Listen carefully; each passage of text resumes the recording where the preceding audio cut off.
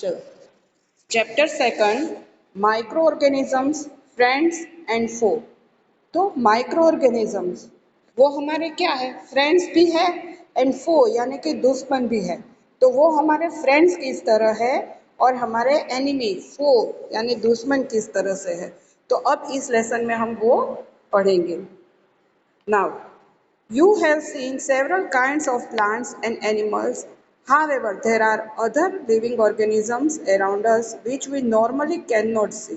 Right? हमने हमारे आसपास बहुत सारे प्लांट्स एनिमल्स देखते हैं हम, बट जो लिविंग ऑर्गेनिजम्स है वो हम नॉर्मली देख नहीं पाते। Right, these are called micro organisms और माइक्रोब्स, जो हम नॉर्मली ऑब्जर्व नहीं कर पाते वैसे ऑर्गेनिजम्स को क्या कहते हैं, माइक्रो ऑर्गेनिजम्स और माइक्रोब्स।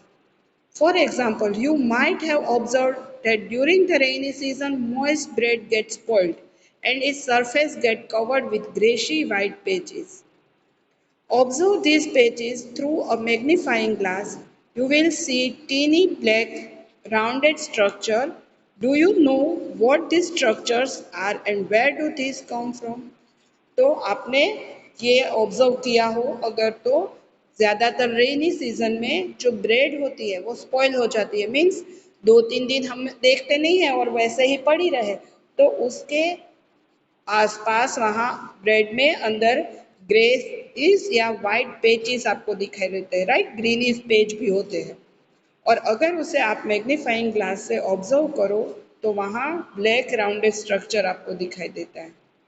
राइट, तो वो क्या है आपको पता है?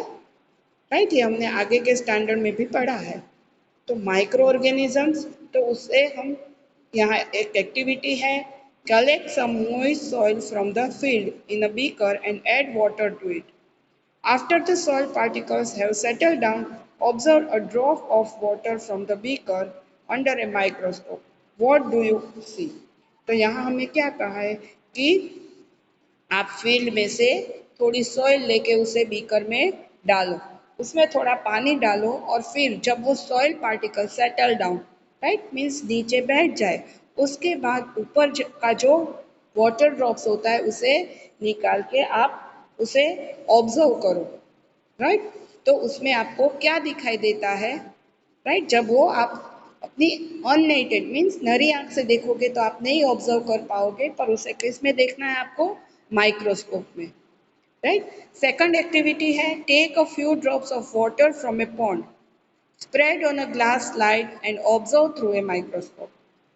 राइट, अभी तो रेनी सीजन में हमारे घर के आसपास भी कहीं पानी इकट्ठा हुआ हो तो वो या तो पॉन्ड में से वाटर लेके उसके 2-3 ड्रॉप्स डाल के ग्लास स्लाइड में रख के उसे माइक्रोस्कोप में आप ऑब्जर्व करो। Do you find tiny organism moving around?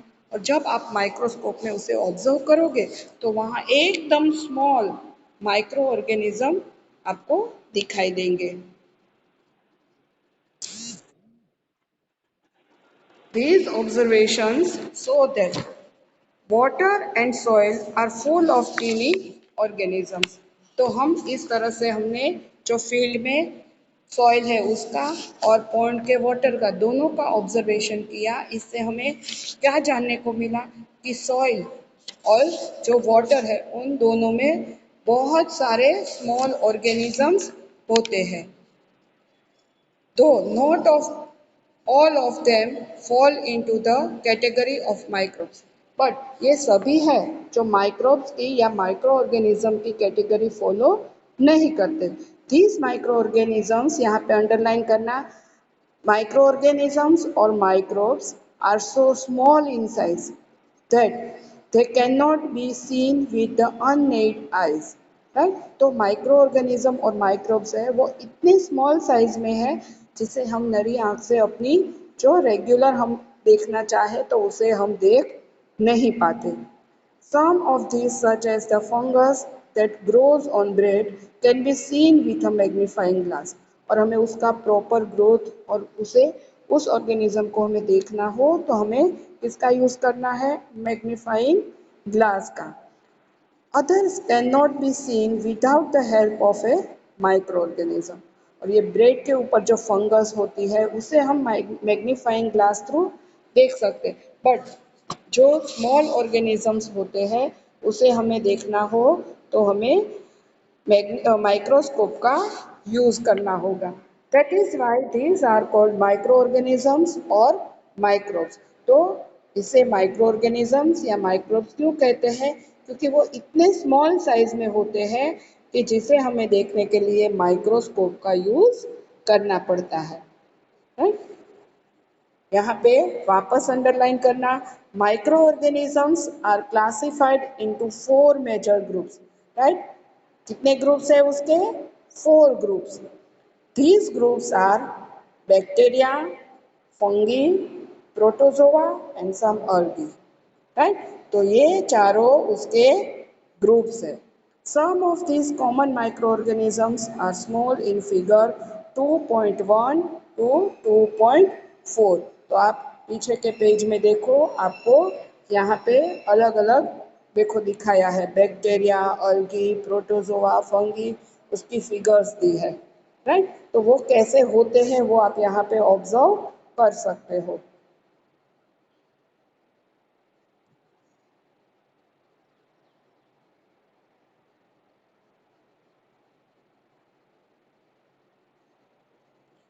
Virus are also microscopic. Right, वो भी किस में हम ऑब्जर्व कर सकते हैं? माइक्रोस्कोप में। राइट, वायरस भी इतने स्मॉल होते हैं। They however reproduce only inside the cells of the host organism. यहाँ पे अंडरलाइन करना, वो रिप्रोडक्शन कहाँ पे करते हैं? होस्ट। और ये हमने आगे फर्स्ट चैप्टर में 7th में देखा था। होस्ट मीन्स किसी के ऊपर डिपेंड करके उसके सेल्स में वो रिप्रोडक्शन करते हैं। राइट, इसे कहते हैं host organism, which may be of bacterium, plant और एनिमल्स। और जो होस्ट ऑर्गेनिज्म है या तो वो बैक्टीरिया का होगा या प्लांट या तो कोई भी एनिमल का। Some of the virus are shown in figure 2.5। तो आप नेक्स्ट पेज के सामने वाले पेज में देखना, वहाँ पे आपको वायरस की फिगर दिखाई है। कॉमन एलिमेंट लाइक कोल्ड, यहाँ पे अंडरलाइन करना, वायरस से कौन कौन से डिजीज होते हैं? Cold, influenza and most coughs are caused by virus. Right, तो यहाँ पे आपको आंसर मिलेगा which disease caused by virus. तो उसमें आप लिखोगे कोल्ड, इन्फ्लुएंजा एंड कफ। उसके बाद serious disease like polio and chicken pox are caused by virus. और जो मेजर डिजीज है, राइट, सीरियस डिजीज है, वो है polio and chicken pox. Disease like dysentery and malaria are caused by protozoa. तो यहाँ पे आपको आंसर मिलेगा, अंडरलाइन करना, disease caused by protozoa are dysentery and malaria. Whereas typhoid and tuberculosis यानी कि टीबी, राइट, जिसका शॉर्ट फॉर्म है टीबी, आर बैक्टीरियल डिजीज, जो किससे फैलता है? बैक्टीरिया से।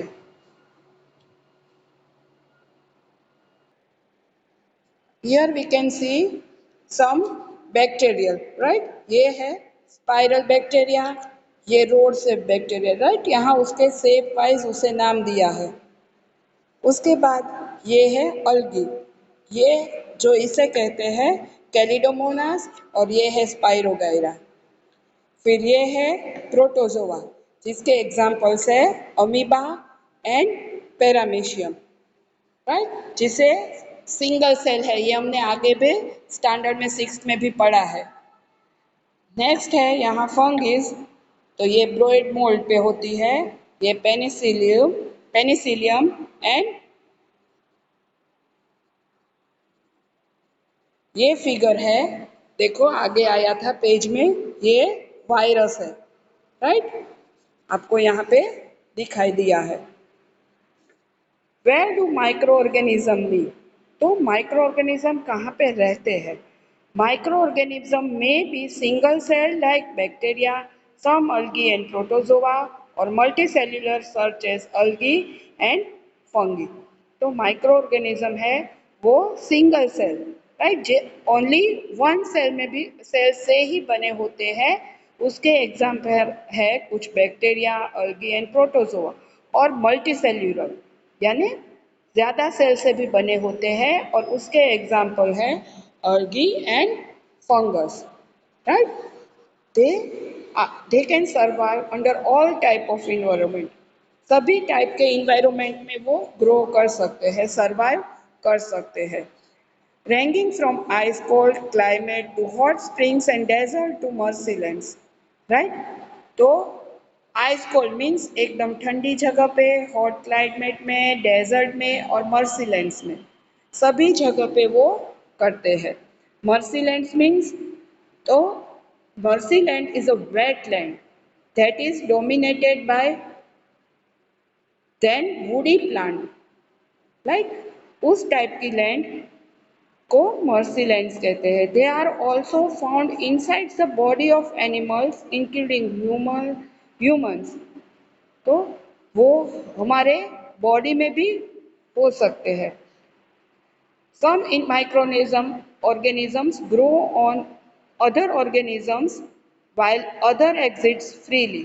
तो कुछ माइक्रो ऑर्गेनिजम्स है वो दूसरे माइक्रो ऑर्गेनिजम्स पे अंदर ग्रो करते हैं, और कुछ है वो फ्रीली, राइट, जैसे पॉन्ड और उसमें ग्रो करते हैं।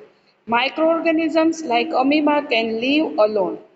यहाँ पे अंडरलाइन करना, जो अमीबा है वो लीव अलोन, राइट, वो ऐसा माइक्रो ऑर्गेनिज्म है जो अपने आप ग्रो करता है। वाइल फंगी एंड बैक्टीरिया में लीव इन कॉलोनीज, मीन्स वो इकट्ठा ज्यादा होते हैं, एक जगह पे एक से ज्यादा वो होते हैं।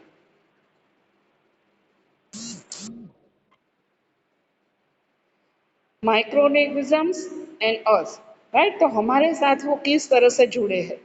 Microorganisms play an important role in our lives. Some of them are beneficial in many ways, whereas some others are harmful and cause disease. Let us study about them in details. तो micro organisms है, उसमें से कुछ हमारे लिए बेनिफिकल means वो हमें helpful होते हैं, और कुछ माइक्रो ऑर्गेनिजम्स है जो हमारे लिए हार्मफुल है और जिससे डिजीज हो सकते हैं। तो उसे हम यहाँ पे आगे उसका डिटेल्स में हम यहाँ पे देखेंगे। तो फ्रेंडली माइक्रो ऑर्गेनिज्म जो हमारे फ्रेंड है, जो हमारे लाइफ में हमें हेल्पफुल होते हैं, वैसे माइक्रो ऑर्गेनिजम्स। तो micro organisms are used for various purpose. They are used in the preparation of curd, bread and cake, right. तो जो माइक्रो ऑर्गेनिजम्स इस तरह के फूड प्रिपेयर में, उसके एग्जाम्पल है curd, bread and cake, right. तो वो माइक्रो ऑर्गेनिज्म क्या हुए, हमें हेल्पफुल हुए। उसके अलावा micro organism have been used for production of alcohol since ages. तो जो अल्कोहल बनता है उसमें भी उसका यूज होता है। They are also used in cleaning up of the environment. कुछ माइक्रो ऑर्गेनिज्म ऐसे होते हैं जो इन्वायरमेंट को क्लीन करते हैं। For example the organic waste, right, जो ऑर्गेनिक वेस्ट किसमें से बनता है, ये सिक्स के साइंस में भी आ गया है। Vegetable peels, remains of animals, right, cow dung और उन सब से। फिर हम जो फ्रूट्स वेजिटेबल्स की पील्स, छिलके होते हैं, and broken down into harmless and usable substance by bacteria, और उसमें कुछ माइक्रो ऑर्गेनिज्म डाल के उसे थोड़े दिन रहने देते हैं, और उससे जो बनता है वो ऑर्गेनिक वेस्ट होता है, right. Recall that bacteria are also used in the preparation of medicine, right? और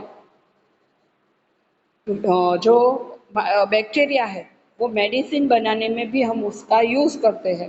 सो वो हमारे फ्रेंड्स हुए। इसके अलावा in agriculture they are use to increase soil fertility by fixing nitrogen. और कुछ माइक्रो ऑर्गेनिज्म ऐसे हैं जो नाइट्रोजन फिक्सिंग के लिए हम यूज करते हैं, राइट। ये भी आपने सेवन्थ में साइंस में पढ़ा था और आगे के चैप्टर में भी आया था। तो वो नाइट्रोजन फिक्सिंग में जो बैक्टीरिया का यूज होता है जिससे हमारी सॉइल फर्टिलिटी इंक्रीज होती है, राइट, जिससे हम अच्छी तरह से क्रॉप ले सकते हैं।